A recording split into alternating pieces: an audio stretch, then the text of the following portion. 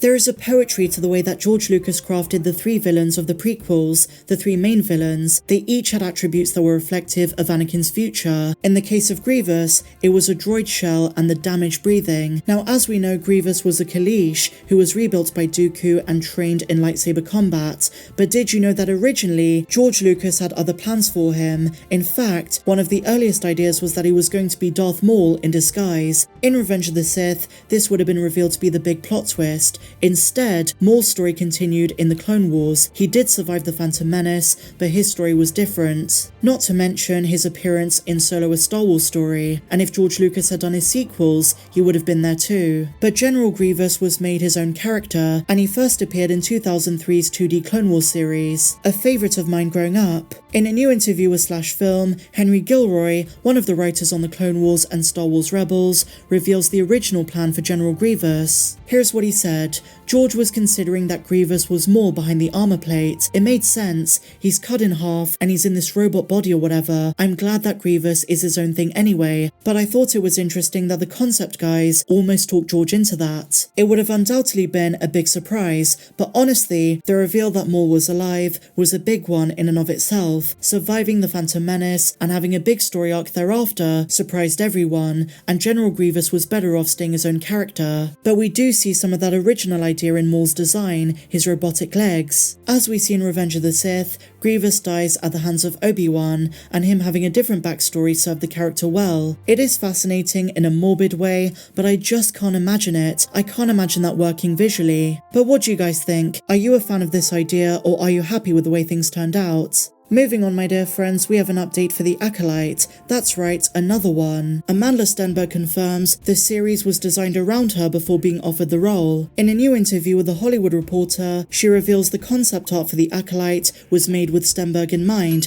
as the prototype, even before she was approached. Here's the quote. "Oh god, I have no clue if I'm allowed to talk about this. I haven't actually been media trained by Lucasfilm yet, so I'm not sure." Then when she was asked if the reports are true, that the concept art was based on her as some reported on, she confirmed, yes, that is how it happened. It was a very astounding moment for me. But of course, there is very little she can say about the series at this time. As has been the case over the last few days, we have had a few tidbits. And so now, my dear Mandalorians, Ewan McGregor wants more Kenobi. He says he would love to return for a second season, and also his reaction to the Obi-Wan finale. Ewan McGregor, quote, burst into tears watching one Obi-Wan Kenobi scene. Last year's Obi-Wan Kenobi was one of the most highly anticipated Star Wars projects in a long time. Fans had been begging for McGregor to return, but at the end of the day, the reception to the project was mixed. In a new interview with Disney Studio Awards, Ewan reveals he got emotional watching his performance. According to the actor, he burst into tears when he saw the scene where Obi-Wan tells Leia,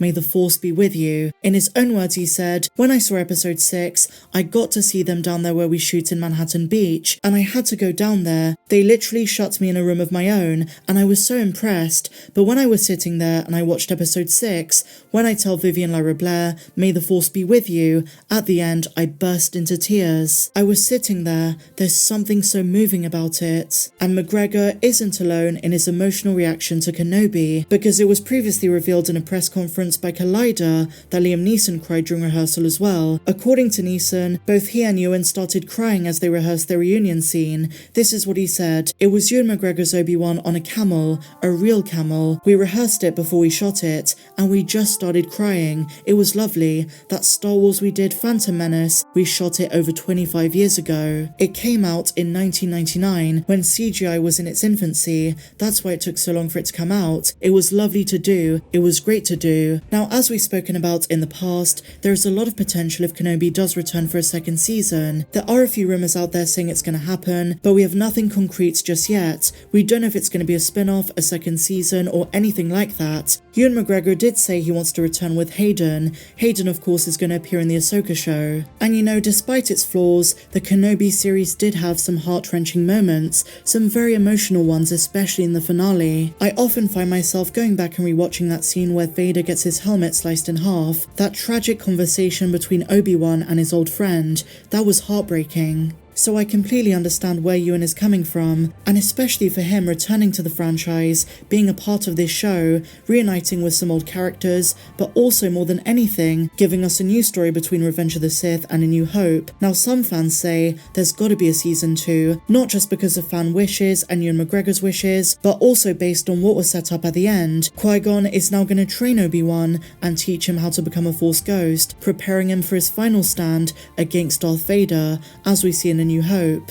And so finally, my dear friends, Brian Davids from The Hollywood Reporter posted a cryptic tweet teasing something to do with Rey. Now this comes after a whole host of rumours and speculation that Lucasfilm are doing more with the sequel trilogy. We know they're including lots of Easter eggs in The Mandalorian, in the Andor show. We do see allusions and references to the sequels everywhere in Star Wars media. But recently, there is something in the air. There are a lot of rumours, a lot of big outlets hearing things, that they're doing more with the sequel trilogy characters, more specifically, Rey herself. Now Daisy Ridley, who is back in the spotlight after doing more projects, has been more vocal than ever before regarding her involvement in Star Wars, 4 years after the release of The Rise of Skywalker. Now the decision to bring Rey back, if they do so, is a controversial one. Many Star Wars fans don't want anything to do with that era ever again, while some fans, and I do find myself in this camp, see it as a fresh new opportunity. But there is the question of why would Lucasfilm want to explore post-episode 9? I think they're just seeing it from a financial point of view. I mean, sure, the sequel trilogy made a lot of money, but a lot of fans were not happy with those stories.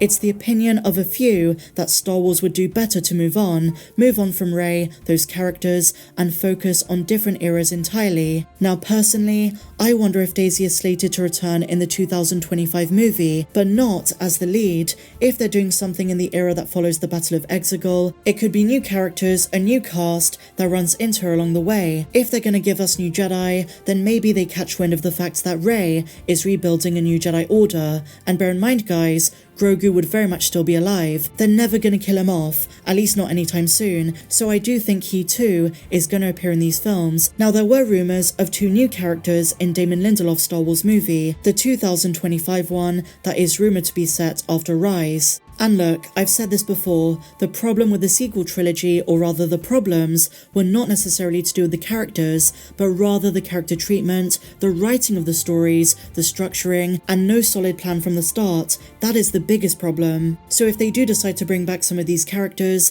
maybe Finn, maybe Rose, maybe Rey, if they're well written, I've got no issue with it. I don't think they're the problem. But what do you guys think? Share your thoughts on this and everything we spoke about in today's video.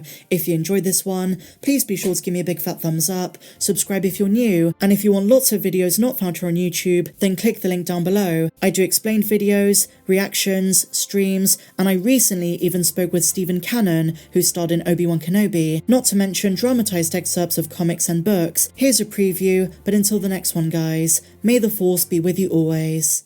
Bursting out the blazing surface of the planet. The mouth of the Sarlacc pit gaped open behind him, and next to it, the wreckage of the Katana, Jabba's once glorious sail barge, left to rust where it had fallen. This is your last chance.